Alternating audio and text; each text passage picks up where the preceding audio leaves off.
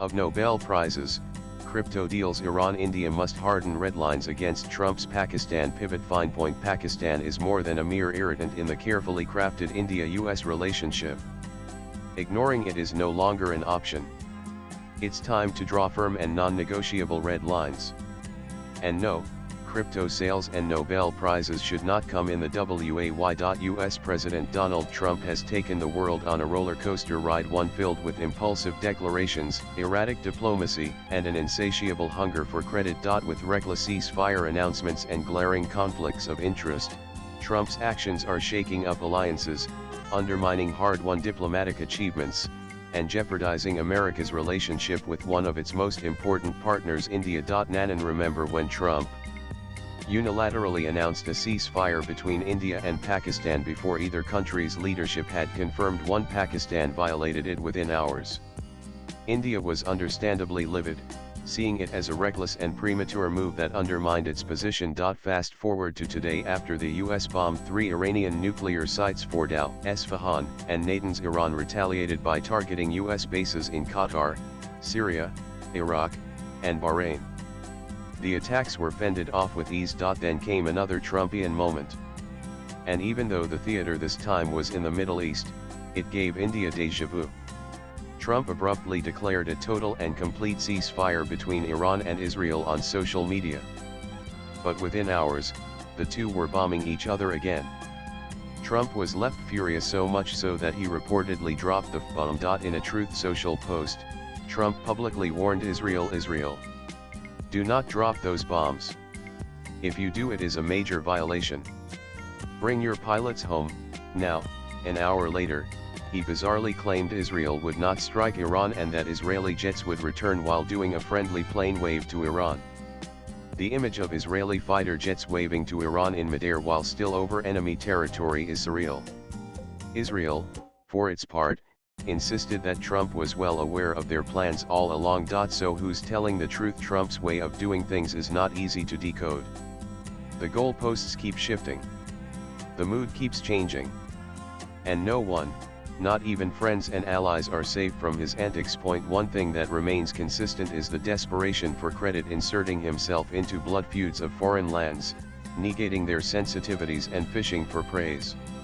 It's an enigmatic display of narcissism where decades-long conflicts turn into theaters of vanity. This is the story of a president whose foreign policy is increasingly seen as performance art, a series of theatrics designed to position himself at the center of global flashpoints. According to insider reports, the coverage of Israeli strikes on Iran on Fox News reportedly inspired Trump's decision to launch the B-2 bomber strikes on Iran. So it wasn't about strategy. It was about airtime. He repeated this pattern in the Indian subcontinent. Trump inserted himself into the India-Pakistan conflict, falsely presenting a fragile understanding between the two nations as a US-brokered ceasefire. He ignored the reality that India's military pressure had forced Pakistan to the table, not American diplomacy. Nanan thread tying Trump's chaotic interventions together is his obsession with the Nobel Peace Prize. In a post, Trump mentions a number of conflicts that Trump is unhappy he did not get a Nobel Peace Prize for his intervention in various conflicts. "I won't get a Nobel Peace Prize," he laments multiple times. Pakistan has turned this Trumpian obsession into an opportunity.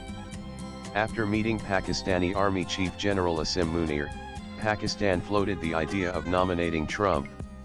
It struck the right chords.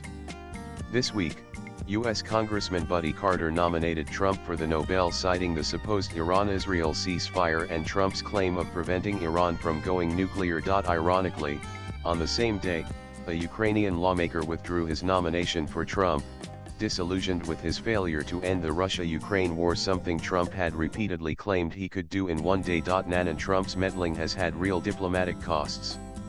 His ceasefire claims robbed India of credit for its military victory. He even suggested mediating in Kashmir, a red line India has upheld for decades by rejecting third-party interference. Trump also claimed he used trade pressure to force India and Pakistan to the table.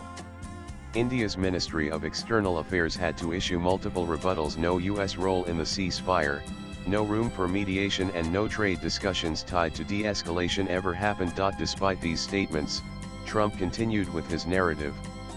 When he skipped the second day of the G7 and called Prime Minister Modi instead, it seemed like damage control. But this came at the exact time Asim Munir was also in Washington. The blatant disregard for Indian sensitivities had crossed all bounds.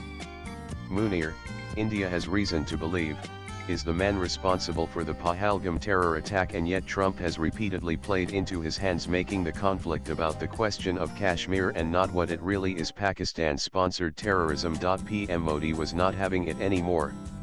In a 35-minute phone call, he flayed Trump's narrative to his face. No US role in the ceasefire. It was entirely an Indian military achievement. No prospects of mediation. And no mention of trade. This was India setting the record straight directly with the president, leaving no room for further deniability or confusion.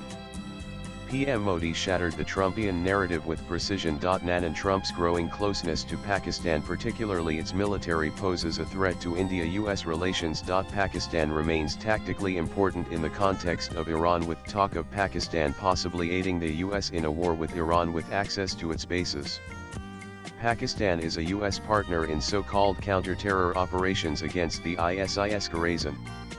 And theoretically, the US seeks to wean Pakistan off of its dependence on China. It is even more concerning because this is the same Trump that in her first term lashed out at Pakistan for backing terror and cut military aid to it. The president's volte-face from that to calling Asim Munir, an unelected military dictator, a great leader, is a giant red flag that reeks of mischief and malice. Perhaps most concerning is the financial link.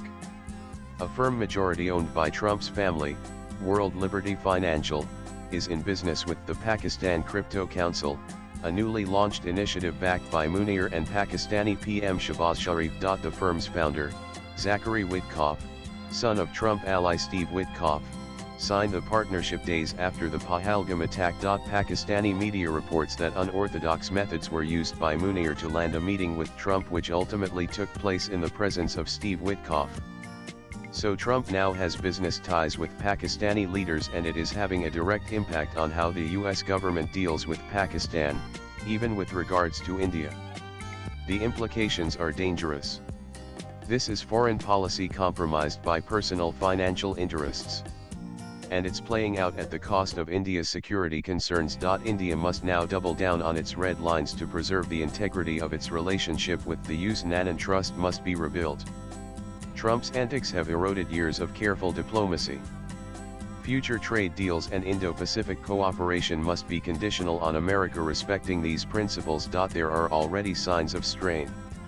The much-anticipated India-US trade deal has hit roadblocks.